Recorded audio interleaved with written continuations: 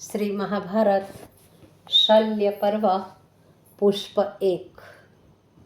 संजय कहते हैं, हे कुरु कुलभूषण, कर्ण की मृत्यु के बाद साधु स्वभाव कृपाचार्य ने युद्ध भूमि की ओर दृष्टिपात किया तो उन्हें महाभयंकर दृश्य दिखलाई दिया।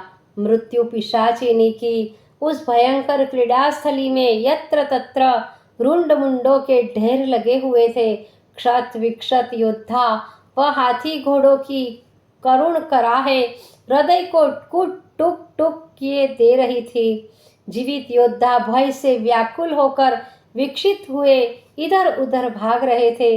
रणक्षेत्र में जहाँ भी दृष्टि जाती थी वहाँ ही मानव की स्वार्थ प्रकृति के तांडव नृत्य द्वारा हुए भयानक जनसंहार का दृश्य दिख पड़ता था। दीन मानव की यह दुर्दशा देखकर उदार कृपाचार्य का करुण भाव अति प्रबल हो गया। उसी भाव से प्रेरित होकर वे दुर्योधन के पास गए और कहने लगे, कुरुराज, इस भयानक जनसंहार को होते हुए आज 17वां दिन है।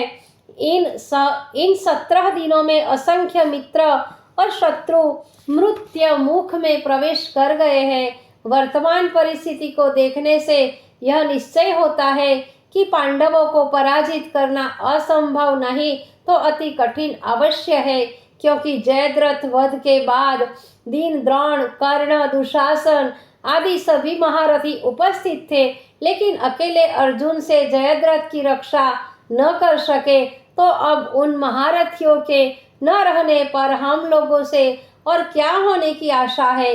इस समय हमारा पक्ष निश्चय ही पांडवों के समक्ष निर्बल है। प्रबल शत्रु से युद्ध करना युद्ध नीति के विरुद्ध है। अतः हमारी सलाह है कि पांडवों से संधि कर ली जाए। संधि कर लेने में ही हमारी और आपकी भलाई है।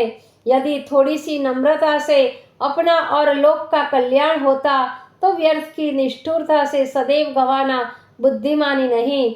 कृपाचार्य के उपदेश को सुनकर दुर्योधन कहने लगे, महाप्रज्ञ, विगत जीवन में हमने पांडवों के साथ जो व्यवहार किया है उसके देखते हुए आशा नहीं कि पांडव संधि कर लेंगे।